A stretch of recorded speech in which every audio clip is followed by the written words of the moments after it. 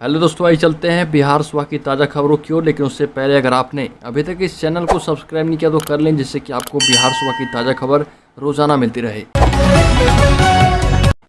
पहली और बड़ी खबर, अनंत सिंह की तबीयत हुई खराब, पीएमसीएच में हुआ इलाज। राष्ट्रीय जनता दल के पूर्व बाहुबली विधायक अनंत सिंह की तबीयत खराब हो गई। उन्हें बेउर से पीएमसीएच लाया गया। इससे पहले उन्हें टाटा वार्ड के मेडिसिन डिपार्टमेंट में दिखाया गया। इसके बाद कुछ देर के लिए आईसीयू में भी रखा गया है। कई बीमारियों की वजह से वो कई दिनों से बीमार चल रहे थे। जानकारी है कि उन्हें पेट से जुड़ी समस्या हुई थी, साथ ही घुटने में भी दिक्कत है, जिस कारण चलने फिरने में कठिनाई आ रही है। अगली खबर, पटना में जेडीयू के पदाधिकारियों की बैठक शुरू। पटना में जेडीयू कार्यालय में राष्ट्रीय कार्यकारिणी और राष्ट्रीय परिषद की बैठक 3 और 4 सितंबर से आयोजित की जाएगी और कार्यालय के अंदर कर्पूरी सभागार में पार्टी के सभी पदाधिकारियों की बैठक चल रही है। और इस मीटिंग से पहले पार्टी के वरिष्ठ नेता, विधायक, प्रवक्ता आदि शामिल हैं। और जदयू कार्यालय में मुख्यमंत्री नीतीश कुमार पहुंचे और विभिन्न राज्यों से आए जेडीयू के नेता के रहने, खाने की और बैठने की क्या तैयारियां हैं, इन सबों के बारे में जानकारी भी ली है। खुद जदयू कार्यालय का निरीक्षण किया। बिहार में आरजेडी, कांग्रेस, हम आदि दलों के सहयोग से नई सरकार के गठन के बाद पार्टी का शीर्ष नेतृत्व आगामी रणनीति और चुनौतियों पर विचार विमर्श इस बैठक में करेगा। अगली खबर, पटना में एडीएम के खिलाफ जांच रिपोर्ट सौंपी गई। पटना में सीटेट और एसटीटी पास अभ्यर्थियों के प्रोटेस्ट के दौरान एडीएम ने एक लड़के को बेरहमी से मारा था। अब इसकी जांच रिपोर्ट पटना के डीडीसी और सिटी एसपी ने बंद लिफाफे में पटना डीएम को सौंप दिया है। पटना डीएम ने इस रिपोर्ट को अब सामान्य प्रशासन को भेज दिया है। पटना में सीटेट और एसटीटी पास अभ्यर्थियों के प्रोटेस्ट के दौरान पिटाई से लड़के का जबड़ा टूट गया था। मामले को तूल पकड़ता देख तेजस्वी यादव ने इसमें हस्तक्षेप किया और पटना डीएम को इसकी जाँच का आदेश दिया था। पटना डीएम ने आनन फानन में एक जांच दल बनाया। इस जांच दल में पटना डीडीसी और सिटी एसपी शामिल थे। इनको 2 दिनों में जांच रिपोर्ट सौंपने को कहा गया।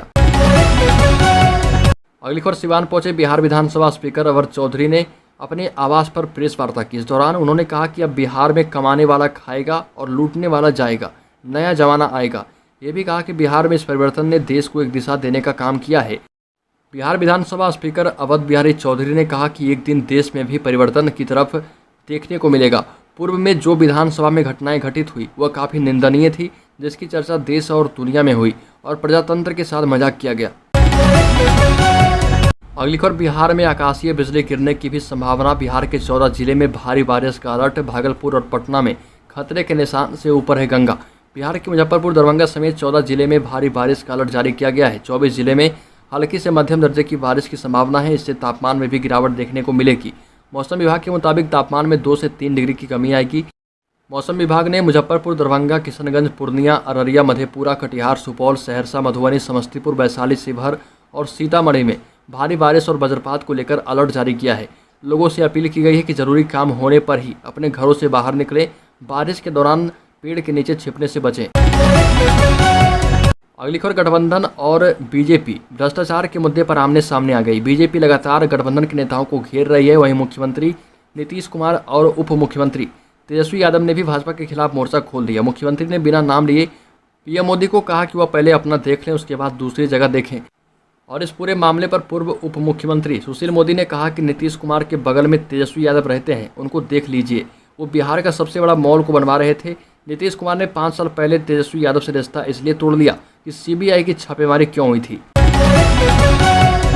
अगली खबर, वैशाली में महिला से 2 लाख की लूट। वैशाली में हाजीपुर नगर थाना क्षेत्र के मड़ई चौक के पास एक बाइक सवार अपराधियों ने बैंक से रुपये निकालकर घर लौट रही महिला से 2 लाख रुपये लूटकर फरार हो गए।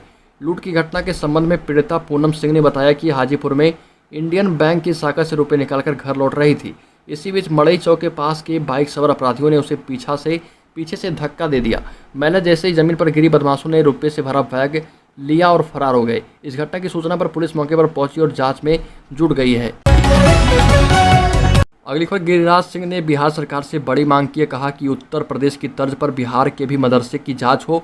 ओवैसी के डर को भी साझा किया। बिहार में सियासी उलटफेर के बाद अब गठबंधन की सरकार है और बीजेपी अब विपक्ष की भूमिका में है। जदयू से नाता टूटने के बाद लगातार सत्ता पक्ष पर हमलावर है। केंद्रीय मंत्री गिरिराज सिंह ने बयान दिया कि बिहार के मदरसों का भी उत्तर प्रदेश की तर्ज पर सर्वे होना चाहिए। खासकर राज्य के सीमांचल इलाकों में इसकी ज़रूरत ज़्यादा है। मदरसों में कौन लोग रह रहे और क्या कर रहे, इसकी समीक्षा होनी चाहिए। पिछले कुछ सालों में बिहार में मदरसों की संख्या लगातार बढ़ रही है। गिरिराज सिंह ने कहा कि यहाँ अच्छी शिक्षा नहीं मिल रही। इसके साथ ही रोहिंग्या और पीएफआई पर निशाना साधा है और कहा कि राज्य में रोहिंग्या और पीएफआई के सदस्यों की पहचान करके उन्हें वापस भेजने की जरूरत है। अगली खबर, अपने नेता नीतीश कुमार को पीएम कैंडिडेट घोषित करने की कवायद तेज कर रहा जेडीयू उठाएगा बड़ा कदम। बिहार की राजनीति में गठबंधन की नई सरकार बनने के बाद सत्तारूढ़ दल सीएम नीतीश कुमार को लोकसभा चुनाव 2024 के लिए पीएम कैंडिडेट घोषित करने की कवायद तेज करते दिखाई दे रहा। बिहार के अलावा अन्य राज्यों के विपक्षी दल और बड़े बड़े दिग्गज अब एकजुट होने लगे हैं। तेलंगाना के मुख्यमंत्री के चंद्रशेखर राव की बिहार में हुई एंट्री ने इस बात पर मुहर भी लगा दी है। मुख्यमंत्री नीतीश कुमार को पीएम कैंडिडेट घोषित करने के लिए जेडीयू अब अधिक से अधिक महिलाओं को जोड़ने हेतु अभियान चलाएगा और शराबबंदी को एक मॉडल के तौर पर पेश करेगा। मुख्यमंत्री नीतीश कुमार के द्वारा महिलाओं के सशक्तिकरण की दिशा में कई कार्य किए गए और इस पर विशेष प्रचार किया जाएगा। पंचायती राज में महिलाओं को 50% आरक्षण देने का भी प्रचार किया जाएगा और हर क्षेत्र में महिलाओं को आगे बढ़ाकर नीतीश कुमार को पीएम कैंडिडेट के रूप में घोषित किया जाएगा। अगली खबर, पितृपक्ष मेले के दौरान गया बोधगया के बीच पहली बार दौड़ेंगी सीएनजी बसें, प्रदूषण में आएगी कमी।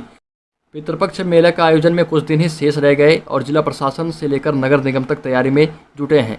पिंडदानियों को किसी तरह की असुविधाओं का सामना नहीं करना पड़े, इसके लिए मेला क्षेत्र पर प्रशासन की निगाह है। पितृपक्ष 9 सितंबर से शुरू होकर 25 सितंबर तक चलेगा। पितृपक्ष में यात्रियों की सुविधाओं के लिए बिहार राज्य पथ परिवहन निगम के द्वारा बसें चलाई जाती है ताकि कम भाड़ा में यात्री सफर कर पाएं। हालांकि विभाग ने इस बार कुछ अलग ही किया है। पितृपक्ष में पहली बार सीएनजी बसें गया बोधगया के बीच चलेगी, जिससे प्रदूषण में कमी आएगी, साथ ही यात्रियों से भाड़ा भी कम लिया जाएगा। गया बोधगया के बीच 15 सीएनजी बसें चलेगी। सीएनजी बसें एक रंग और एक डिजाइन की होगी। सभी सीएनजी बसें 30 सीट की होगी। बस डिपो के क्षेत्रीय प्रबंधक अशोक कुमार सिंह ने कहा कि सीएनजी बसें पटना से 8 सितंबर को आएगी। 9 सितंबर से गया बोधगया मार्ग पर सीएनजी बसें दौड़ने लगेगी। बोधगया के लिए तीर्थयात्रियों के लिए बसें विष्णुपद से चलेगी। बस सेवा सुबह 5 बजे से रात 9 बजे तीर्थयात्रियों को मिल पाएगी।